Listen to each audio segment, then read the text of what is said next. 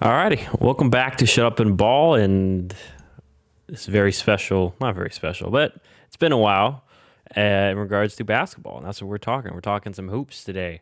Gosh, I don't even. Do you remember the last time we talked hoops? Was it draft time? I think it was in I the. know I we know it did was in the the summer. finals. Had to have been I the I summer. don't know if we did the NBA draft. No, I think we did. I think we did an NBA draft I th- episode, but that was probably the last one. yeah, and I think too is because of last year too. It was like 2 weeks after the finals too, so it just so happened. Usually it's like a few months after or something.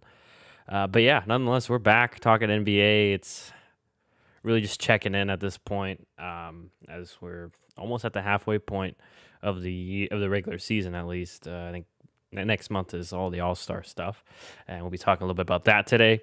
Also, be going over just some surprises and disappointments because, as we mentioned before, it's hard to be on top of the NBA, especially while NFL's going on, just because NBA is like every day there's a game. NFL, one game per week, so it's easier to evaluate and such. But nonetheless, let's dive right into it. So yeah, we're gonna be talking about just some surprises, whether they're good or bad. Um, hmm. We'll start with the good news. So let's start with good surprises, and I'll throw it to you first, John, or I can go first if you still need a second to think. But what's the first good surprise, I guess, of the season that you feel that is deemed worthy? Well, to me, the biggest surprise of the year, because Okay. some of these, yeah, and this isn't necessarily the team that's like overperformed the most, but some of these other teams that we're going to talk about later are it's a little more reasonable. Like you could see it coming because they have on the roster. But for this one, the Cleveland Cavaliers, I mean, they're 27 and 19. They're well above 500. They're sixth in the East right now. And realistically, with the way the East is shaped up, they're only 2.5 games behind first place. And with the way the roster is structured, to where who's their best player? Maybe Colin Sexton, Evan Mobley, but But Mobley's a Sexton's rookie. Sexton's been Sexton's out out. for some time. He's out for the rest of the season, I think, too. Yeah, yeah, he's out. They had Ricky Rubio, who he's out now, and so they're dealing with injuries, and yet somehow they're still one of the top teams in the East, in a playoff spot right now. I mean, 2 games ago they beat the Brooklyn Nets, and so to me, the Cleveland Cavaliers, they're a team that a lot of people thought, yeah, they're young, they have some good talent, like Darius Garland, like I said, Evan Mobley, Colin Sexton, some of these guys. But I don't think anybody expected them to be a playoff team, especially this early in the season. Maybe they could like squeeze into the eighth seed, being about 500 because it's the East. But the fact that they're over 500 and only 2.5 games behind first place, being the Chicago Bulls, I've been incredibly impressed by the Cleveland Cavaliers, especially like we just talked about with the injuries that they've had. Other guys stepping up, specifically Evan Mobley. He's just been fantastic. I think another guy you got to throw in there, Jarrett Allen's been a very underrated grab for them. He's been very solid for them. But yeah, they've been doing. I've been snowed. Unfortunately, I've been watching many Cleveland games, and I really should. But I see their starting lineup for most games. It's like they're playing like three bigs, and I think that's a credit to Evan Mobley and his versatility. I'm guessing because play Jared Allen at center, then Lloyd Markkinen started 37 games. He's been in there, but then they also start Evan Mobley as well, and especially since Sexton's been out, it's been like Garland and then Okoro at the two, so like a pretty big lineup that you wouldn't think would work in today's NBA, but is. And I think that's once again, like I said, credit to Evan Mobley and also Okoro too. I think we all expected him to be a good defender, but he's also contributing on the offensive side of the ball. But then also Jared Allen being that anchor down low kind of covers up the Laurie Markkinens and Darius Garlands on that side of the ball. But then I think everyone can contribute on the other end. So yeah, that's Cavs. Yeah, I would never expected to be here, especially if you told me they lost Ricky Rubio and Colin Sexton and Kevin Love still is like not really getting many minutes. That they would be sixth in the East. That's just wild. So, was there anything else you wanted to add, or is okay if I go to mine? But No, that's good. yeah, that definitely took one of mine. That's a team that I mean, just I'm not sure how far they go in the playoffs, but definitely ahead of the timeline we expected them. I think anyone really expected them, unless you're inside Cleveland. But even I feel like if Cleveland fans were truthful, they probably didn't expect to be at this point with this roster. So good on them. But yeah, I want to go to the West. I'm going with another youngish team, but the Grizzlies, like Didn't expect him to be at the 3 seed on the West. I think a good portion of the credit goes to obviously Ja Morant. He's kind of taken that next step, just been more consistent, playing more consistently at a high level. But then also the pieces around them, I think, have been stepping up and progressing very well and just fitting well too. Desmond Bane's been a reliable second scorer or option, and they've had Dylan Brooks been kind of in and out of the lineup, so he's not really been a factor. Jaren Jackson playing pretty well. The addition of Steven Adams too has been very good, and I was a little bit concerned because I was like, man, I feel like Steven Adams is really good, but will he affect their spacing and such and their offensive flow? But I think he does enough on offense, with rebounding, good picks, solid passer at the position to not be a liability. So, I think Memphis, I love what they're doing. And like I said, good role players too. I mean, have a Kyle Anderson, solid defender, solid passer, okay shooter. Brandon Clark, who's a versatile big. I think you and I both like him. He hasn't really taken the next step we thought he would, but he's still been a contributor as a off the bench big man. And then they still have other guys like Jarrett Culver, who's a former lottery pick, who's still kind of finding his way, and they give a little bit of minutes to, so that maybe he can gain some traction there. And then like Tyus Jones has been solid this season, D'Anthony Melton too. And I'm trying to think who else. I think that's about it. That's all that comes to mind. Someone I'm missing, I feel like. But nonetheless, other than like their first round pick, like Zaire Williams, didn't expect him to contribute. I'm not saying he's rookie of the year conversation, but kind of already finding his role in the team. Like, okay defender, finding his shots and opportunities. So, yeah, I gotta look up too. I don't know why I don't like. I feel like whoever their coach is, I'm trying to look it up too. Oh, Taylor Jenkins. Yeah. Like, along with whoever Cleveland's coach is, which I'll look up in a second. Those two guys, I think, definitely deserving of Coach of the Year conversation for what they've done thus far. So, which it is JB Bickerstaff for the Cavaliers. So, my pick is Memphis. Memphis has definitely been a great surprise of the year. You can also do players too. I probably should mention this when we message because I have a player. But yeah, any players if like maybe you want to throw out too. It doesn't have to be a team. Well, I mean, I don't have a player off the top of my head. I'd have to think a little bit more. But for another team, and I feel like I would be a lot of people in the comments might be pretty offended if I didn't bring them up. It's the Chicago Bulls out in the East. I mean, they're first place right now. People thought with the additions of Lonzo Ball, DeMar DeRozan, Vucevic that they could be a really good team in the East, but not first place, not incredibly competitive with a lot of the top teams. And that maybe they'd be like a 4th seed, 5th seed, somewhere around there. But I think they've really overperformed. Now we'll see because Lonzo Ball, I think it just came out that he's got an injury. He's going to be out for like 8 weeks. So we'll see how they can adjust to that. But even despite that, like Zach LaVine has missed some games throughout the year. Like it's not necessarily been this perfect lineup that they've been able to have the whole season. But the Chicago Bulls have been really good. I love the depth they have because I mean. You talk about their starting lineup with Vooch and DeRozan and Zach LaVine and all these guys, but they still have some really key contributors off the bench, like Kobe White, a guy who a lot of people have been excited about. Hasn't necessarily, lived up to the expectations after his rookie season, but still a really key contributor, like I said, off the bench for them. I mean, Patrick Williams, I think he's still a really underrated player. Very unfortunate I think he tore an ACL, right? So Yeah. But anyway, the Chicago Bulls, I just think that overall with the team that they have and the players that they have on this roster, they don't have like a true, I mean, Zach LaVine, DeMar DeRozan, great players, but they don't have like an elite top 10 option that a lot of these other top teams have. I mean, even with the Grizzlies, you could say that Ja Morant is ascending into that sort of, that spot to where a lot of these other top teams, you got Miami, Jimmy Butler, he's been there, he's done that. He went to the finals. Brooklyn, you got Kevin Durant, James Harden, obviously the Bucks with Giannis, and then out west, Devin Booker and Chris Paul, CP3. On the Warriors, you got Steph Curry, obviously. So, a lot of these other top teams, you have like that true top 10, top 15 player, where Zach LaVine, throughout most of his career, I mean, you could argue he was top 15, but I don't think anyone's ever really considered him top 10. And yet the Bulls, with the amount of depth they have and the overall roster, they're just looking really good.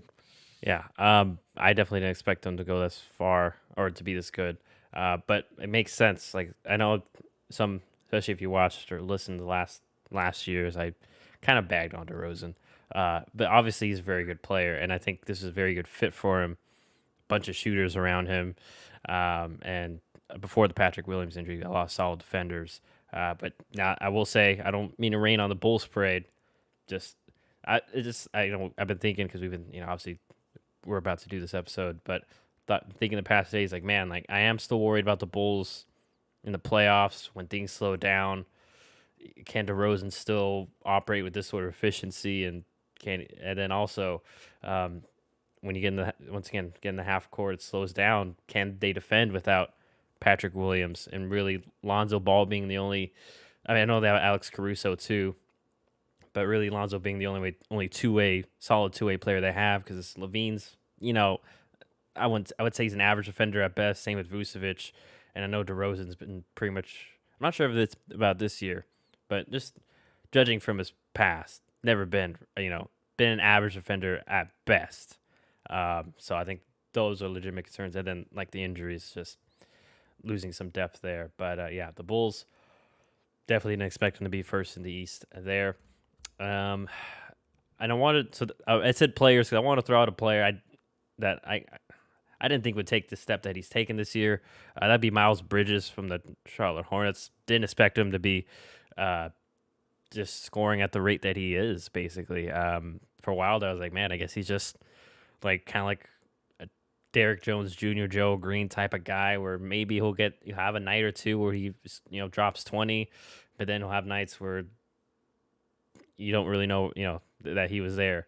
But no, he's been balling out this year, showing that he can get his own shot in different ways, and we all know that he has the finishing ability. But yeah, he's been a pleasant surprise. Just someone I wanted to throw out there that definitely deemed just recognition. All right. Got anyone else? It's tough because I feel like we sort of talked about a lot of the surprise guys, right? Because top of my head, I think like Desmond Bane, he's been really great, or like we talked about Evan Mobley, he's been really great. DeMar DeRozan, we just brought up, and so it's tough off the top of my head to think of any specific player that has really shocked me in a good way. I think that like for Golden State, Gary Payton the second, third, I can't remember. Jordan Poole have been very good. Like surprising. Gary Payton the second. Sorry, I didn't know if. Yeah, I don't know. Why would he go by? I'm just curious. Why not Junior? I'm just maybe this as a choice. I'm not saying like. Yeah, I don't know. Anyway, I know that him and Jordan Poole have really stepped up, especially for the first half of the season without Klay Thompson. Obviously, Klay just recently came back, but for most of the year he wasn't here. And you could say whatever you want, but like the Warriors, they obviously they have Klay Thompson, they have Steph Curry, they have Draymond Green, but really the key to a lot of their big championship runs was the role players they had around those guys. They had Andre Iguodala, Harrison Barnes, Sean Livingston, JaVale McGee. Like they had a lot of Andrew Bogut. They had a lot of key role players around those guys, and so with the young players that they have on their team with Jonathan Kuminga and Moses Moody and all these different guys, you think, okay, well, who's going to step up and be those role players, because are these rookies ready to contribute right now? We're not sure. And a lot of those guys have, but I think that Jordan Poole and Gary Payton II have really been like the unsung heroes of the Warriors because they're willing to do the dirty work. They play defense. They do a little mix of everything, and they don't really get any of the spotlight because of it's Golden State, it's Steph Curry, it's Draymond, all those guys. But I think they've been really good for the Warriors so far. And sorry, one more team I want to throw out there, which may be a little bit obvious, but I don't know, just a surprise to me was I just didn't expect the Suns to keep doing what they were doing last year. I think everyone kind of expected them to maybe peter out. Okay, the Warriors going to be better. The Lakers, which I'm sure we're about to talk about next, will be better. And then, the Jazz are usually right up there. But I think, but the Phoenix Suns, only 9 losses, 34-9. They're still riding on top of the West. And they've had some guys come in and out due to little injuries, but nothing major, luckily. And I'm going to knock on wood before something bad happens. But then, just in regards to no surprise, like guys like Jalen Smith, he's been really good off the bench for them. Even Bismack Biyombo's I forgot he existed. But yeah, I will say though, it is tough to gauge this year, even just from a casual perspective, from our point, just because just saying the truth, like COVID's been hitting the NBA pretty hard. Like half the time I'm Yeah. looking at these box scores, I'm like, who are half these people? And then I never see them again, so it doesn't matter. But it's kind of it's wild, and it's also probably why this season's a little hard to gauge. Not to discredit the Bulls for being first in the East or the Suns for being first in the West, but it's just it's been an interesting, I guess, trend to watch. Yeah. But anyways, let's go to the disappointments, surprise disappointments. Um, we can just talk about the first one. I already mentioned, like the Lakers, obviously very disappointing right now, currently eighth in the West. Um, and I mean, we have friends that are, at least I know one's a true Laker fan. We have, there's some, he has some, what you call passengers that jumped on that train recently. But yeah, I mean, obviously sub 500. Anthony Davis dealing with another injury, a lot of criticism around Russell Westbrook, and I used to, as someone who likes Russell Westbrook, very valid. And yeah, just a lot of the concerns that people had before the season started seem to be coming to fruition. So what are your thoughts in regards to the Lakers? Yeah, so what are your thoughts? Because I'm interested. Um, I feel like Anthony Davis has really gotten a pass just because people like expect him to be injured. But I Yeah, mean, when you look at the games played, like Russell Westbrook has played 18 more games than Anthony Davis has. And so, I mean, I'm not going to say that with those 18 games that the Lakers would have a massively, like would be first place in the West or anything. But like Anthony Davis is a big time player. And so you think with 18 games, he could probably, change the result of at least half of those. And so that's another 9 wins you add onto the record. And all of a sudden, boom, they're right there near first place in the West.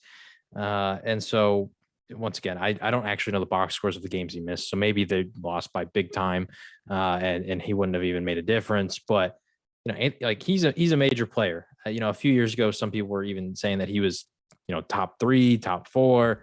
I think he's top 10 for sure. But what are you gonna say? I remember a certain personality was saying, "Oh, he is going to be the greatest power forward of all time." And I'm not saying that because like, uh, which skill wise he could have, but as of right now, it's not looking like it.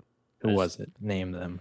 I think it was Max Kellerman. So Oh, I think that says a Max. lot. He's not even the best power forward in the NBA right now. Shout Yeah, out Giannis. yeah. So anyways, but yeah, so yeah, obviously AD being out hurts, but I think Sorry, but to go real ahead. quick, just to Yeah, continue. But about you were talking about Russell Westbrook and our thoughts on that. Like, I don't understand the outrage behind Russell Westbrook because everyone knew what Russell was coming in. yes, He has not done anything that we have not expected him to do. And so, like, oh, the lack of shooting, and he pulls up for mid ranges and he turns the ball. Like, these are things that we've known for a decade about yeah, Russell Westbrook. So, like, if you're upset, don't be upset at Russell Westbrook. Be upset at the management and LeBron and AD for pushing for him to be traded there. Because I even like one of my roommates is a Lakers fan and his brother's a Lakers fan. His whole family are Lakers fans. They grew up in California, so they love Kobe, all that kind of stuff.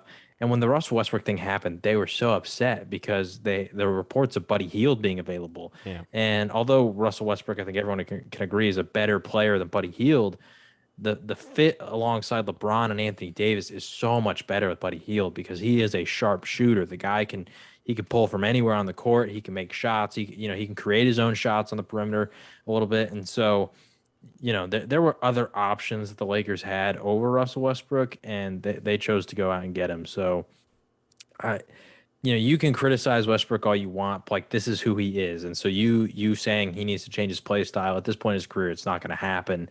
And so really all you need to be criticizing is the fit of him alongside LeBron and AD.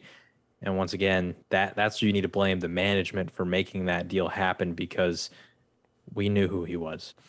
yeah. And like they could have had Kyle Lowry. I mean, Kyle Lowry was available. I thought he was a better fit. Even DeRozan, I think, would be a better fit. And I think once again, I know there's a lot of criticism on Frank Vogel too, but once again, like, what did you kind of expect when you brought him in? He's mainly a defensive head coach, and as much as I loved Frank Vogel in Indiana, I think those were his best days. And even then, we saw that Indiana team kind of capped out, and it all fell apart. And yeah, just and in regards to the Lakers roster, you mentioned not getting Buddy Hield. I mean, I'm looking at the roster right now. besides maybe Wayne Ellington, like not really, and maybe Malik Monk, but Malik Monk's kind of a streaky shooter, like not any dependable shooters, and then yeah, people mentioned the age is a thing, and I mean Carmelo's been underratedly solid, but he's played his age. He's 37. Ariza's I think people expect more of Ariza, but he's kind of what he is at this point. Same with Kent Bazemore. So yeah, I'll be interested to see what the heck happens with the Lakers going forward, but I don't think anybody's taken that contract of Russell Westbrook at all. And I think you've probably seen it too. I've seen all social media just like they don't have many pieces to trade. Yeah. They don't have first round picks. I saw JJ Redick went on. I think First Take broke that down about like they can't. I don't think they can trade a first round pick to like 2028 or something. And I don't think many teams are going to be wanting to take a first round pick in 2028 for a solid role player right now. So yeah, Lakers definitely right up there. I mean, LeBron's been playing pretty solid. That's really about it. It's just LeBron. I mean, I saw the other night like Stanley Johnson. I see he's been getting some major time, and I'm like, that Stanley Johnson the bust. Like it's wild.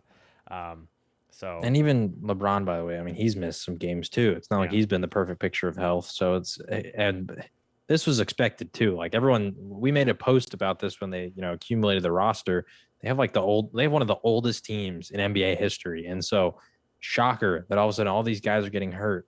And I don't know. I do find it interesting. Like another move that nobody's really talking about. Like they have DeAndre Jordan. Why did you get DeAndre Jordan? Like everyone knows what DeAndre Jordan is, and yet you still went out and you got a guy like him. And they've been playing. I feel like they've been playing Dwight Howard more than DeAndre Jordan too. Which is so it's the Lakers are they're just I don't understand. It's one thing when like people make these predictions and all this stuff, but like this, like everyone saw this coming. And it's exactly what's happened. AD can't stay healthy, and Westbrook doesn't fit alongside them. And your team is full of old guys. You don't have a lot of energy.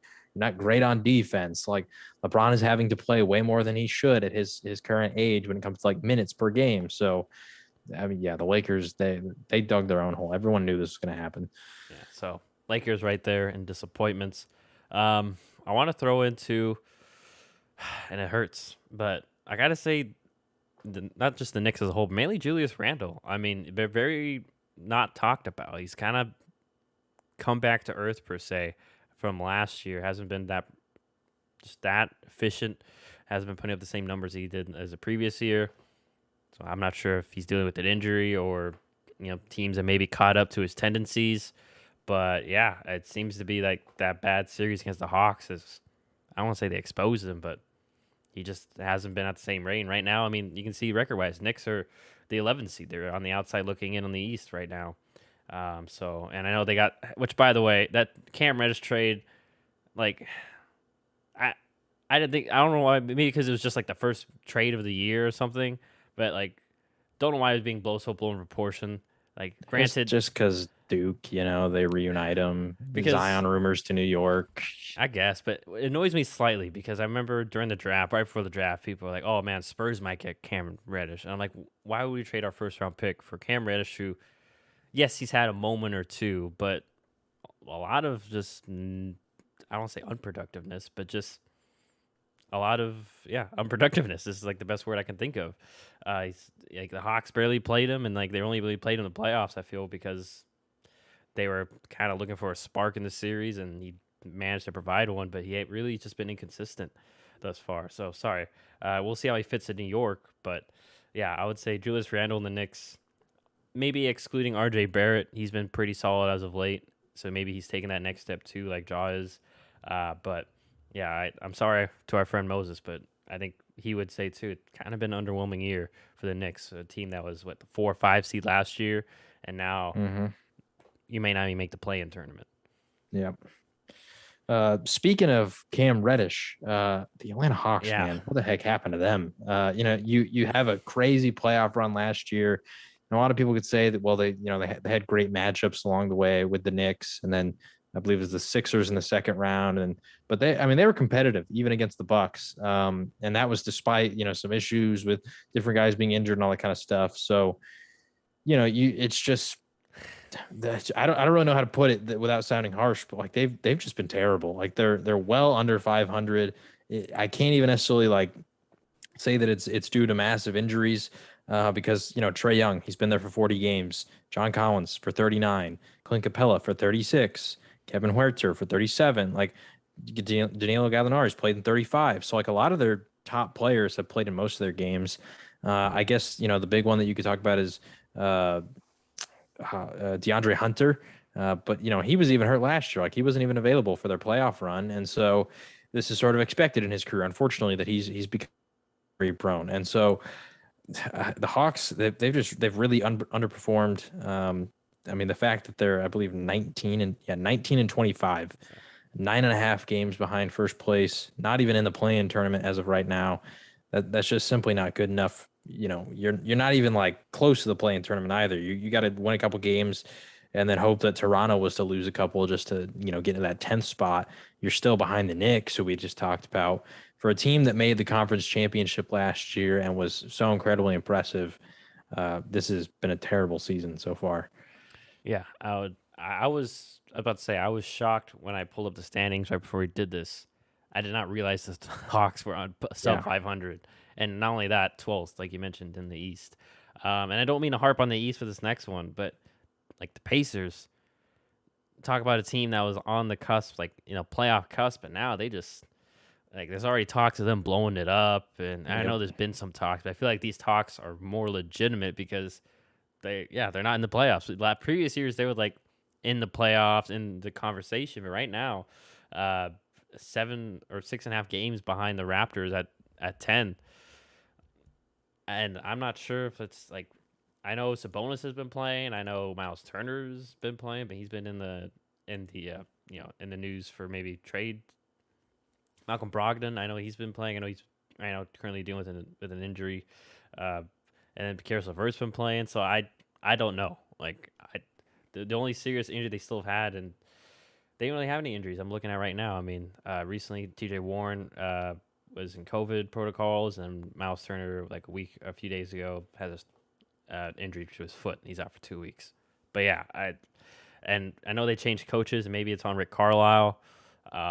Which I do want to talk about the Mavs too, because haven't been disappointing or good. They just like, anyways.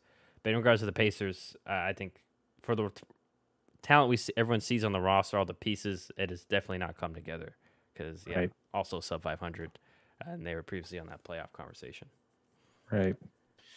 I don't want to talk about this team too long, just because there's not much to say. But I feel like the Portland Trailblazers have been pretty Yeah, disappointing with all the rumors surrounding Damian Lillard and wanting to leave, and even all the crazy rumors about CJ McCollum being traded for Ben Simmons and Jaylen Brown and all these different players. They really made no moves in the offseason, and so we have sort of expected them to probably just do the same, if not worse. And they're just not doing very good. Dame got hurt. He's been hurt for a lot of the year. McCollum's been hurt. Like, you could blame it on injuries because both of those guys have missed, over a dozen games each. But it's still just Trailblazers. Even if those guys were healthy, like where would they realistically be in the standings? Probably where they were last year, fighting for a play-in spot, maybe 7 or 8 seed.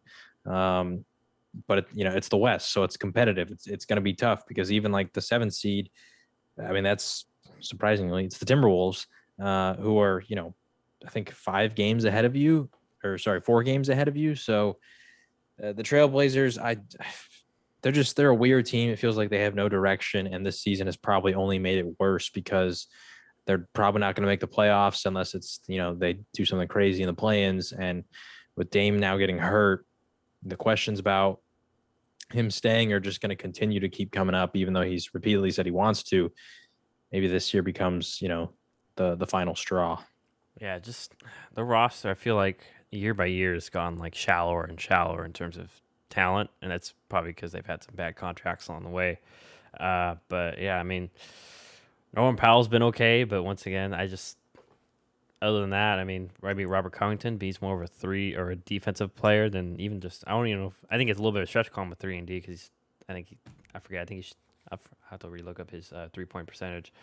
Anthony Simon's been the only like solid, like progression, like a guy that they've developed really. Because other than Mm-hmm. that, like okay, you have Nurkic, but I think Larry Nance has been a little disappointing. I thought he would be more involved. And then they get guys like Dennis Smith Jr., former Buss, and like Ben McLemore's there, and it just hasn't come together. And I don't want to point the finger at Chauncey Billups because I know this is his first head coaching gig, but like the question begs to be asked there. So yeah, I'll definitely throw Portland there. And honestly, it may be self-deprecating at this point, but I'm gonna throw in my Spurs. I thought we'd be better.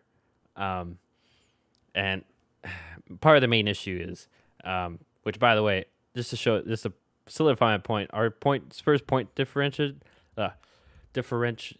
whatever the point difference between like our total games is like on average is point 3. But unfortunately, we are 2.5 games out of the playing spot behind Portland, and Portland has a -4 point differential. And it's if you look at the box scores for the Spurs, playing lots of close games, but it's just the fact that we're young and don't really have guys that can consistently get buckets. I mean, usually the only consistent player I can say is DeJounte Murray, which, by the way, we'll talk about All-Stars later. I think definitely deserves to be in the All-Star conversation for a bid. But other than that, I mean, Kellen Johnson's still finding his way. Lonnie Walker's still as inconsistent as he can be. Vassell's been in and out. Derek White's been dealing with stuff. And I think Jakob Poeltl is – I know who Jakob Poeltl is. He's a rebounder and solid defender. That's really about it. So we did do that trade with y'all to send Bol your way.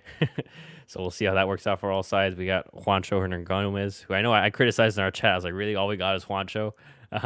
But we kind of maybe we need a stretch 4/5. So, but yeah, I'll throw my Spurs in there. And before we move on to, would you throw your Celtics in there? Because I would consider your Celtics a little bit of a disappointment.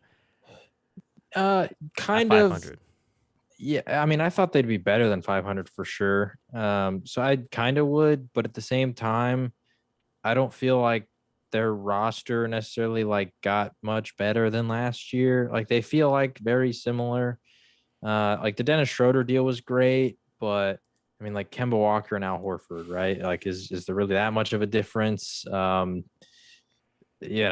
like it felt like because we didn't take a swing last year, and then the way that Brad Stevens has maneuvered through trades, it seems like they were not committed to this year to winning. Like they put a team they felt like could be competitive, but there was never a point that I was like, man, like Boston feels like they could even, make it past the first round, Yeah. So I would say they're disappointing in the fact that I thought they'd be better than 500, but at the same time, I didn't know how much better. So, yeah. Before we move on, sorry, very last question. What do you think is the biggest issue? Like, cause I'm trying to look at the Celtics. Like, I'm watching the games. I just look at the box. I'm just like, I don't like some games. I feel like Tatum's isn't as efficient, but I feel like maybe is it too much on Tatum and Brown at this point? Like, I feel like you've lost a lot of depth too, right, as opposed to recent years. The biggest issue to me during this ascent of Tatum and Brown has been they don't have like a real point guard. Like Kemba Walker has been great. He was great. And, they went to the conference championship with him. And they honestly, maybe if Tatum doesn't get blocked by Bam, maybe they make it to the finals during the bubble. Who knows? Because even like in that series, that was crazy that like the point differential in that series, the Celtics scored more points than the Heat did, and they allowed less points than the Heat did. But it was just because they would blow them out if they won, and if they lost, it was super close, and they just kept losing the close ones. So like with Kemba Walker, he was great, but now you don't have him. So you got Dennis Schroeder. They're running Marcus Smart at point guard, and Marcus is great, but like he's not a point guard. Not a natural playmaker. Yeah, and the biggest problem with Jason Tatum and Jaylen Brown is that neither of them are distributors. Like they're scorers. That is what they are. And so you look at other teams, right, that have guys like that. I think of the Suns instantly with Devin Booker, because there was points where Devin Booker, before Chris Paul, they thought about playing him as the point guard. And he was fine at it, but he wasn't a point guard. He is a scorer. And Jaylen Brown and Jason Tatum, that's even more so. They're less distributors than Devin Booker is. And so the way that the Suns made the emphasis of first they went and got Ricky Rubio who could run point, and then they upgraded and went and got Chris Paul. I feel like the Celtics need some sort of move like that. And it doesn't have to be on the level of Chris Paul, right? Like a really underrated point guard is like Mike Conley. The way that he works with the Jazz, to where like he's not going to be out there scoring 20 points a game, but that's not what the Celtics need. They need somebody who like can actually run an offense, because right now all they do is play isolation, because that's really what Jalen and Jason are good at, is running isolation. So yeah, that to me, that's the biggest problem with the Celtics, is they don't have a point guard, and so it sort of limits what they can do offensively. Um, so I don't know. We'll see. Unfortunately, all the big moves that I've seen, like taking a big swing like Bradley Beal or different guys like that, like I don't feel like they solved the issue. So we'll see what happens. Name one to throw out there, and we'll finally move on. Maybe to help. Maybe Goran Dragic. Just saying, like he seems to have fallen out of the Yeah, Raptors I mean, rotation. Not sure how the money would work, but yeah, I think you maybe get they paid buy to him stay here a out or lot. something, and then you just bring him in, because that's the only point guard. Because obviously y'all wouldn't bring Rondo back. It just seems like there's, Yeah, and then Rubio's out for the rest of the year, so I can't really think. And I don't think Denver is getting rid of Campazano. And is he really like a starting point guard? He's more of a better off the yeah. bench guy. So I don't think we're gonna fix it this year. Like I said, the way with especially with this recent trade that our teams did with the Bull thing, the Celtics. The only reason they did that, because both the guys they traded for are injured and out for pretty much the year, is they freed up like 2.5 million in cap space, and so now they're like basically 2 million over the luxury tax, and they can easily get under that by like getting rid of Bruno Fernando in some trade, by just like giving some team a second round pick or cash or something. And so, or Bull, they can also do it with him. So I think the Celtics, they're saying, hey, we're not going to compete this year. We're going to get under the luxury tax and maybe take a swing next year. Al Horford's contract becomes like only partially guaranteed then, so they can move him. They have options for next year, but I don't think they fix it this year. all right, so we'll see what happens for both of our teams going forward. But those were some of the early surprises, whether good or bad, for the season that we wanted to just